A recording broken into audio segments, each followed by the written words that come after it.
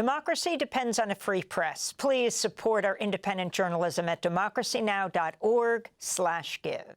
This is Democracy Now!, democracynow.org, the War and Peace Report. I'm Amy Goodman. As we continue our look at the Gaza Freedom Flotilla, it was seized by Israeli commandos in international waters on Monday. It had taken off days before from Sicily.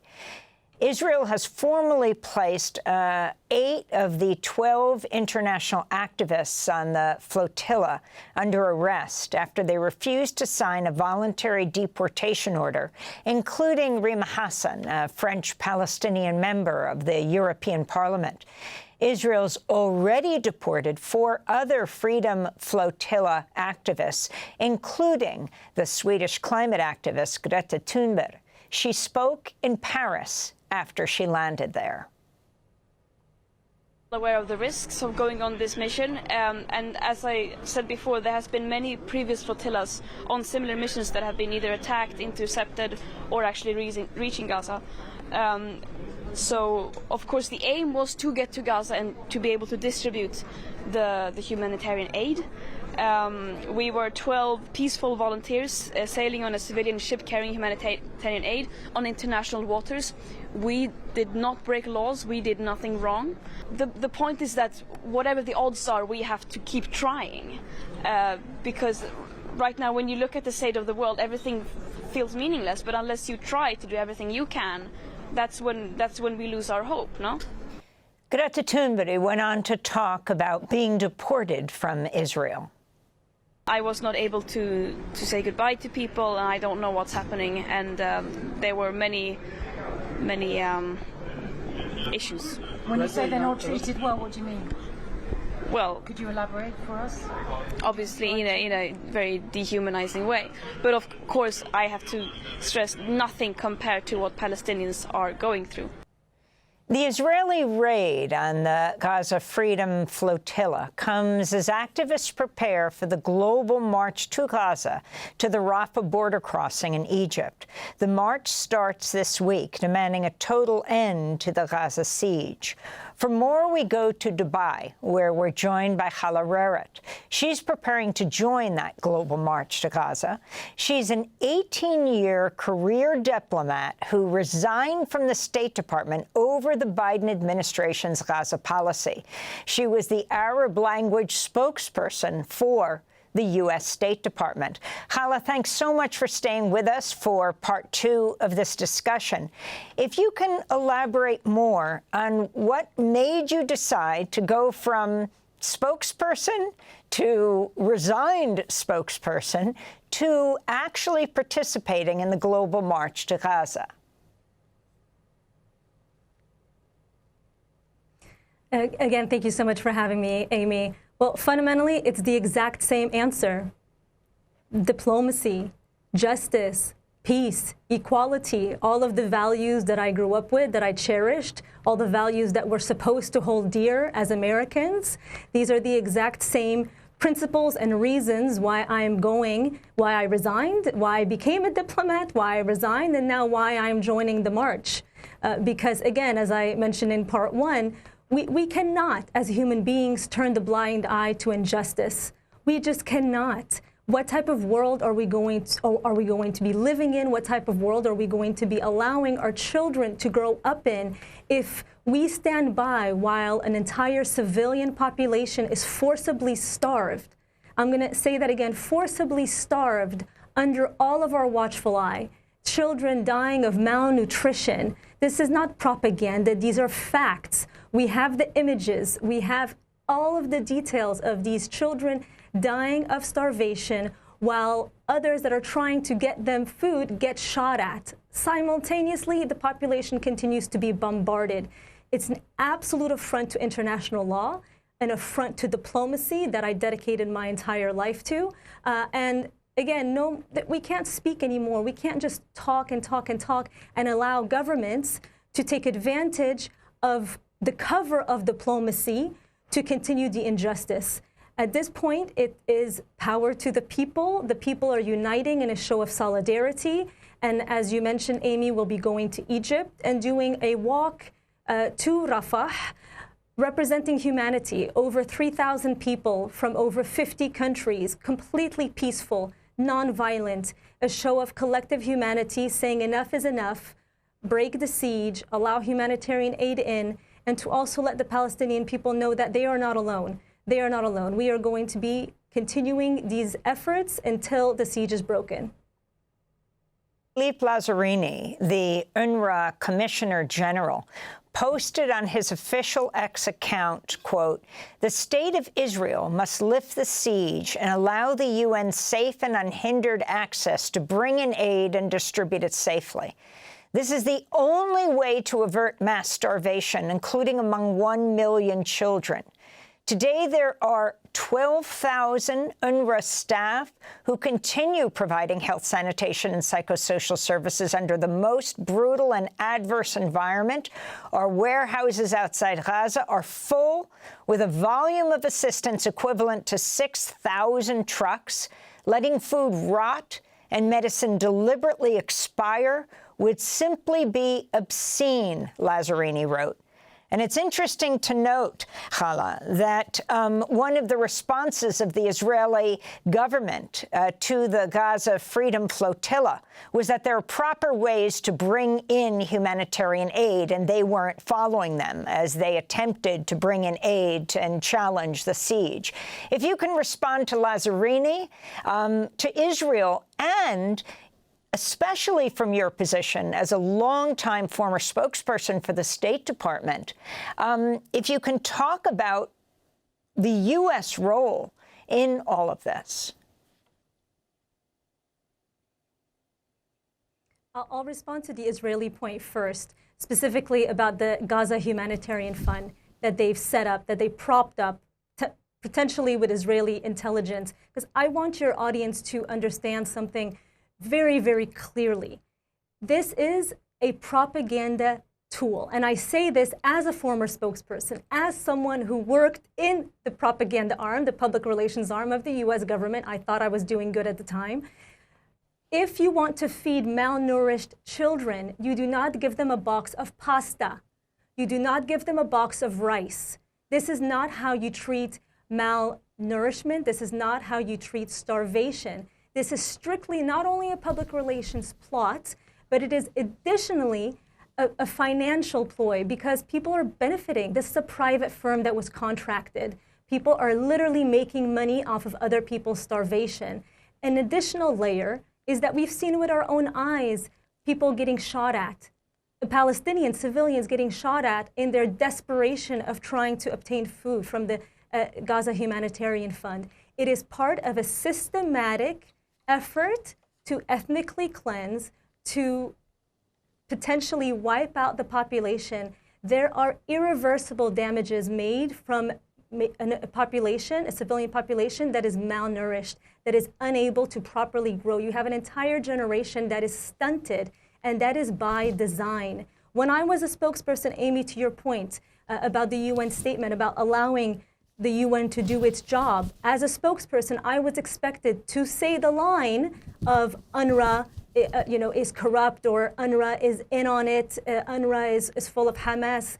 I asked for proof. I asked for proof for everything that I was expected to say. I had a top secret security clearance. Even if I wasn't authorized to share that proof on TV, all I asked is, you convince me of that, I will go on TV and I will say it. Spoiler alert, I never saw any proof, because there is none. If there was proof that the UN was somehow in cahoots with Hamas, we would have all seen it by now. This is, again, a public relations ploy to try to divert attention from the facts on the ground, which is that forced starvation is being used as a tool of war, and that is fundamentally a war crime. The flotilla was trying to break that because governments are refusing to act. And now the Global March is going to act to also try to break that, because we will keep pressuring governments to actually do their jobs until they do them. Hala Rharrit, if you can talk about exactly, give us more details on this march, the global march to Gaza, to the Rafah border crossing in Egypt, and talk about the Egyptian government's response as well. How many people are going on it? Thanks so much for giving me the opportunity to talk about it. It is really a grassroots movement, and I have to say I'm not part of the organizing committee, but I was inspired by them. They are a group of peace activists, of lawyers, of doctors, basically people from all walks of life that have been, all of us have been talking about what can we actually do as opposed to just talk. And weeks ago, if not months ago, I'm told that a core group of organizers got together. I found out about it not too long ago and decided to do whatever I can to support it. And so they approached, this core organizing committee approached the Egyptian government formally through various Egyptian embassies around the world. They met with Egyptian ambassadors around the world, in European capitals, in Canada. They gave them formal notices through diplomatic notes. So the Egyptian authorities are fully aware. They've received initial positive feedback from some of the Egyptian diplomatic missions, I'm told. And they were also, it was confirmed that they would receive a response. The march would receive a response from Cairo in terms of a permit for a march at some point. The good news is that we have not received a no, which I think is obviously a good sign. And I want to stress that this march does not at all aim to undermine, because there have been some concerns that I want to alleviate. It's not at all aimed to undermine Egyptian authority or Egyptian sovereignty. It is quite the opposite. It is very much in line with Egypt's diplomatic efforts. Egypt has been calling on an end to the siege. Egypt has been calling on a ceasefire. They've been in the negotiations to try to achieve a ceasefire. And so this is in support of that. And we're going to be landing, as I mentioned, on Thursday in Cairo. Some participants are already there. It's going to be, the number is increasing every time I speak to them, but definitely over 3,000 from over 50 countries. And we're going to make our way from Cairo to Al Arish in the Sinai. And then from Friday, we're going to start walking from Al Arish to Rafah. We're going to be walking for 2 or 3 days in the Sinai desert. And then once we arrive to Rafah, we are not planning on storming the border. This, again, is a purely peaceful, nonviolent march in solidarity with the Palestinian people. We are going to camp out in Rafah, and we're going to try to make a statement of collective humanity.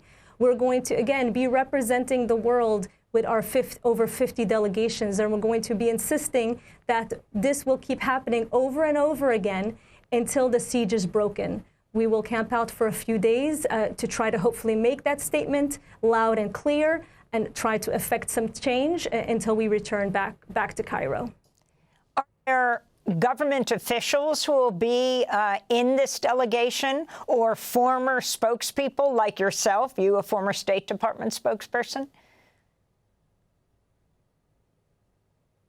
I know that there are European members of parliament that have joined the march. They've also others have also signed letters in support of the march. I know that there are current diplomats, I'm not sure from which countries, but I know that there are current diplomats that are also joining the march. Again, peace activists, lawyers, doctors, artists. It is, for me, honestly, Amy, it's a beautiful show of human solidarity.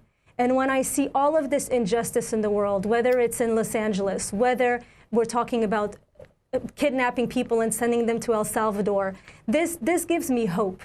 People from all around the world, they're not benefiting from this. They're leaving their jobs, they're leaving their families behind, but they're standing together and saying, this is not okay. It's not okay that children are starving. It's not okay that children are being bombarded every day. Illegal occupation cannot exist in 2025. And this, to me, already gives me hope. It's a show of a beautiful human unity, and this is what we need. And just like the flotilla inspired millions around the world, we're hoping that this march inspires millions around the world, because fundamentally, this is the way things change. I served in South Africa as a diplomat, and I learned so much from that experience, but fundamentally, it was the power of the people that ended apartheid in South Africa, and the movement is underway as well for Palestine. I wanted to ask you about a former colleague of yours, former State Department spokesperson Matthew Miller under President Biden, who recently made headlines when he admitted Israel had committed war crimes in Gaza, something he never said from the State Department podium. I don't think it's a genocide, but I think I think it is without a doubt true that Israel has committed war crimes. You wouldn't have said that at the podium. Yeah, look, because when you're at the podium, you're not expressing your personal opinion. You're expressing the conclusions of the United States government. So I'm wondering if you can if you can respond to what the former State Department spokesperson under Biden, Matt Miller, is saying on Sky News. Did it surprise you, Hala? I can absolutely respond, and thank you for giving me the opportunity. It is absolutely disgusting. That's it. I'm going to be very blunt, Amy, because I worked in the exact same office as Matthew Miller. The reports that I mentioned that I wrote on a daily basis when I was a spokesperson, they went up that chain. They went up to Global Public Affairs. I knew he knew because I was drafting reports showing the war crimes. When I was asked to spread those lies, I said I cannot spread lies. I swore an oath to the U.S. Constitution when I became a diplomat. I had a top secret security clearance. That means we don't violate laws. We don't violate U.S. laws. We don't violate international laws. And if you are a true patriot, if you are truly a diplomat, you do not do as you are told when you know it is illegal. You do not do as you're told when you know it is immoral, when it is inhumane. And fundamentally as well, when you know it is a threat to U.S. national security, which we all knew, which I was also documenting. As far as I'm concerned, Matthew Miller has blood on his hands because he knew what he was doing was wrong. And why was he doing it? For careerism. I'm going to be very blunt, Amy, because I've perhaps I'm not as diplomatic as I should be or as I used to be. But it's careerism. And the only reason why he admitted it now, again, on TV, is because he thinks it's going to make him look good, where in reality, it makes him look terrible because everybody knew he was lying. But that does not make a good diplomat, certainly not. And fundamentally, I think it's going to haunt him for the rest of his life, whereas I have a very clean conscience and I'll continue to try to do good in the world. It's not about a paycheck. It's about the type of world we live in and we want our children to grow up in. So I wanted to ask you about the difference between the Biden administration, now the Trump administration. We last spoke to you after you had quit the Biden administration and its policy on Gaza. You're in Dubai. President Trump just went from Saudi Arabia to Qatar to the United Arab Emirates, where you are. And I'm wondering if you can talk about Trump policy. What has surprised you? What is a continuation of Biden? What has changed? I mean, you have Trump proposing the U.S. take over Gaza, forcibly remove all Palestinians, then talking about removing 1 million Palestinians and sending them to Libya. His son-in-law famously saying, Jared Kushner, talking about Gaza as valuable seaside real estate. Your response?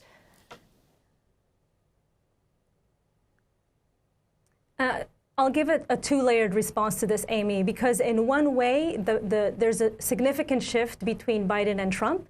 But in another way, the policy is the exact same when you take off all of the cover. So I'll start with the latter. What I see as fundamentally the same, despite the changes at the very top in terms of rhetoric and what we see on the outside, is that special interest is still dictating policy. Arms sales are still dictating policy.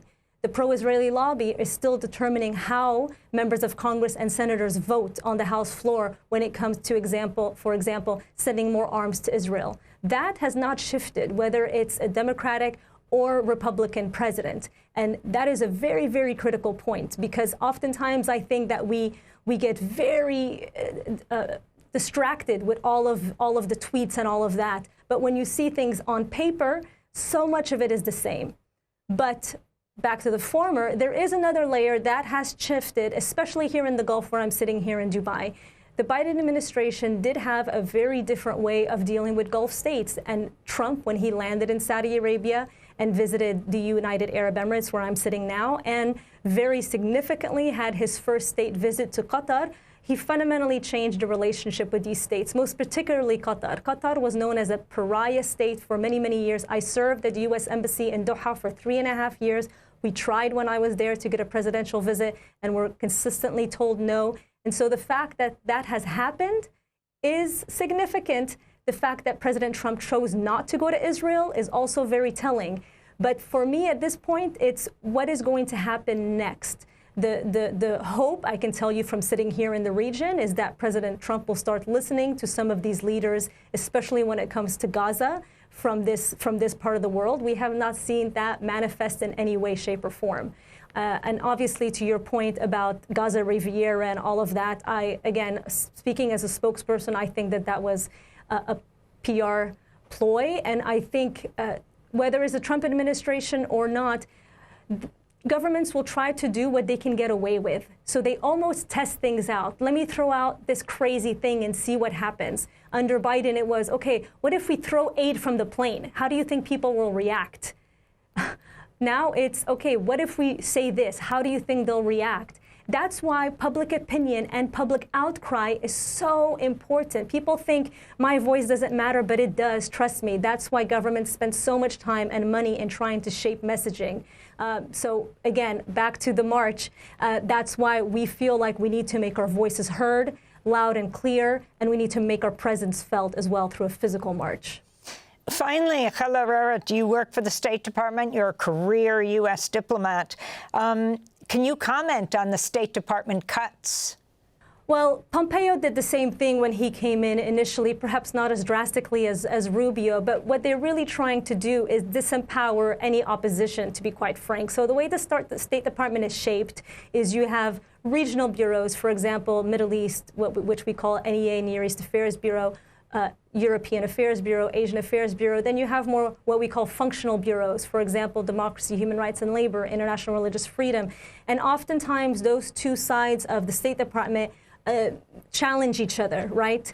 The regional bureaus typically don't like when the human rights folks make a fuss about human rights. So what Rubio is fundamentally trying to do is quiet down the ones that make a fuss, that say, wait a minute, we should also think about human rights. Wait a minute, we should also look at the record of this country in terms of international religious freedom. So the cuts are not just strictly about budget. They're very, very strategic in trying to silence any type of challenging narratives from within the State Department. It's very troubling.